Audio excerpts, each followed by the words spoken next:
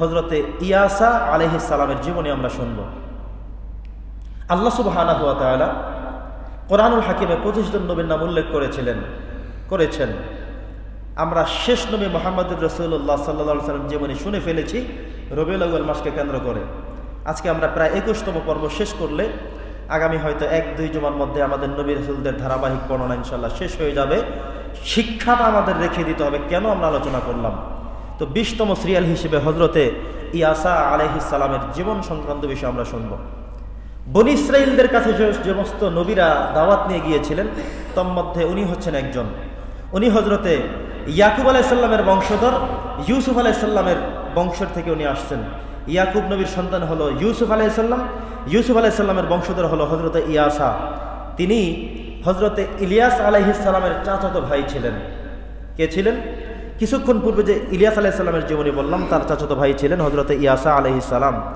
আল্লাহ সুবহানাহু ওয়া তাআলা বনী ইসরাঈলদের মানুষের কাছে তাকে নবুয়ত দিয়ে প্রেরণ করেছেন, তাদেরকে হেদায়েতের বার্তাবাণী দেখাতে, সঠিক পথ প্রদর্শন করতেই তাকে আল্লাহ তাআলা প্রেরণ করেছেন।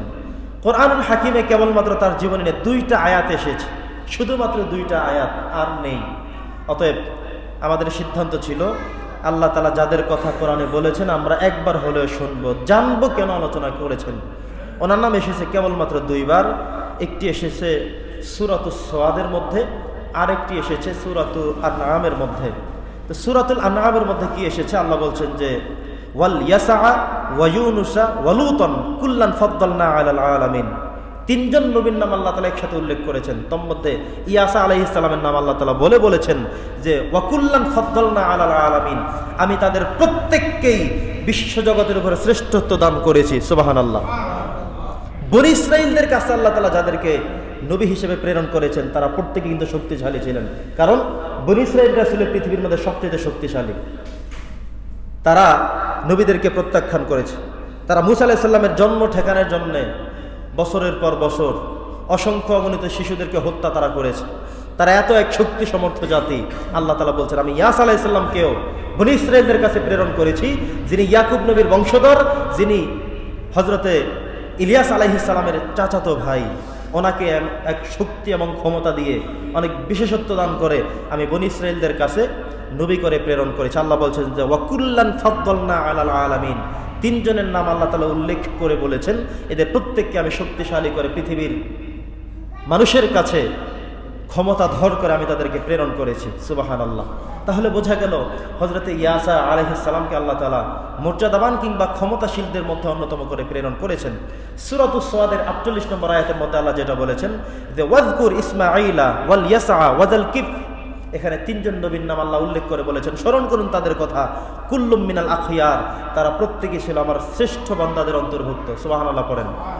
আল্লাহ যাদেরকে বলেন যে সে আমার শ্রেষ্ঠ বান্দা, সেখানে কি আমাদের নেগেটিভ চিন্তার সুযোগ আছে? কথা বলেন। আল্লাহ বলছেন যে কুল্লুম মিনাল আখিয়ার, এরা প্রত্যেকে হলো শ্রেষ্ঠ বান্দাদের অন্তর্ভুক্ত। তাহলে হযরত ইয়াসা আলাইহিস সালামের ব্যাপারে আমরা 2টা আয়াত পেলাম, 2টা কওল পেলাম। একটা আল্লাহ তাআলা বলেছেন যে কুল্লান ফাদ্দালনা আলাল আলামিন, আমি বিশ্ববাসীর উপরে তাদেরকে শ্রেষ্ঠত্ব করে পাঠিয়েছি। আরেক জায়গায় আল্লাহ বলেছিলেন ওয়া কুল্লুম মিনাল আখিয়ার, এবং তারা প্রত্যেকেই ছিল শ্রেষ্ঠ বান্দাদের অন্তর্ভুক্ত।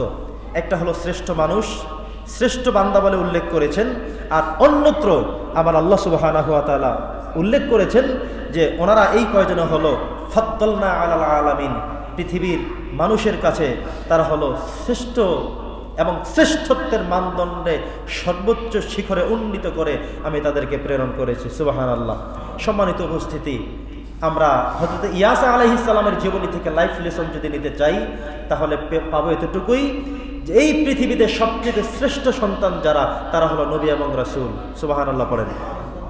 আল্লাহ কোরআনে বলেছেন আনআমাল্লাহু আলাইহিম মিনান নাবিয়্যিন, আমি আল্লাহ তাআলা নিয়ামত দিয়ে ভরপুর করে দিয়েছি। 1 নম্বর সিরিয়াল হলো নবিয়্যিন, নবীদেরকে, সকল নবীদেরকে আমি নিয়ামত দিয়ে ভরপুর করে রেখেছি। হাদিসে মোবারকার মধ্যে নবী করিম সাল্লাল্লাহু আলাইহি ওয়াসাল্লাম বলেছেন আল আম্বিয়া ও কুল্লুহুম মাসুমুন, সকল নবী রাসূলরাই মাসুম ছিলেন, সকল নবী রাসূলরাই বেগুনাহ ছিলেন, নিষ্পাপ ছিলেন, তারা সবাই ভালো ছিলেন। সুবহানাল্লাহ পড়েন। তাহলে এই পৃথিবীর শ্রেষ্ঠ সন্তান হলো আমার নবী এবং রাসূলেরা। আল্লাহু আকবার। সবচেয়ে শ্রেষ্ঠ ছিলেন, সবচেয়ে উত্তম ছিলেন। এরপরে আল্লাহ তাআলা দ্বিতীয় যে কথাটুকু বলেছেন যে আনআমাল্লাহু আলাইহিম মিনান নাবিয়্যিন ওয়াস-সিদ্দীকিন ওয়াশ-শুহাদা ওয়াস-সালিহিন। আমাদের মধ্যে যারা নেককার মানুষ তাদের ব্যাপারে আল্লাহ 4 নম্বরে বলেছেন। তাহলে বোঝা গেল আমরা অনেক ভালো হওয়া সত্ত্বেও নবী রাসূলদের কাছাকাছি যেতে পারবো না, নবী রাসূলদের মর্যাদার কাছে আমরা যেতে পারবো না, নবী রাসূলদেরকে টপকে তার উপরে যাওয়ার কোনো সুযোগ আমাদের নেই। বলেছেন কে? আল্লাহ বলেছেন। আল্লাহ এই নবীদের নাম উল্লেখ করে বলেছেন, কুল্লান ফাদ্দালনা আলাল আলামিন, আমি তাদেরকে পৃথিবীর সমস্ত মানুষের উপরে শ্রেষ্ঠত্বের সীমায় সর্বোচ্চ শিখরে উন্নীত করেছি। শুধু তাই না, আল্লাহ অন্য আয়াতে বলেছেন, সূরাতুস সাদের 48 নম্বর আয়াতে বলেছেন, ওয়াকুল্লুম মিনাল আখিয়ার, আমি তাদেরকে শ্রেষ্ঠ বান্দাদের অন্তর্ভুক্ত করেছি।